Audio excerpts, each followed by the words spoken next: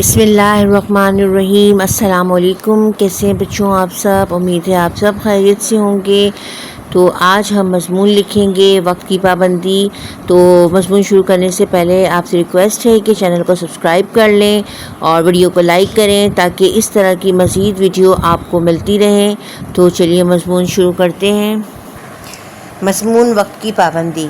وقت ایک دولت ہے، ہمیں اس کی قدر کرنی چاہیے۔ جو انسان وقت کی قدر اور پابندی نہیں کرتا وہ ہمیشہ نقصان میں رہتا ہے۔ انسان کے لیے وقت کی پابندی ضروری ہے کیونکہ گزرا ہوا وقت واپس نہیں آتا۔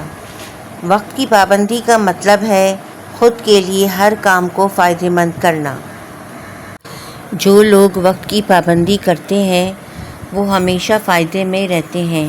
یہ پابندی ہمارے نظام کائنات میں بھی شامل ہے، جیسے کہ زمین و آسمان، چاند اور سورج کا نکلنا اور غروب ہونا، موسموں کا بدلنا، رات اور دن کا آنا جانا۔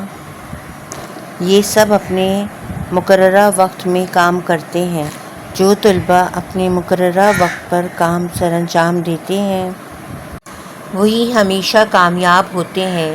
جو انسان اور قوم وقت کی پابندی کرتی ہیں وہی ترقی کی منازل بآسانی طے کر لیتی ہیں۔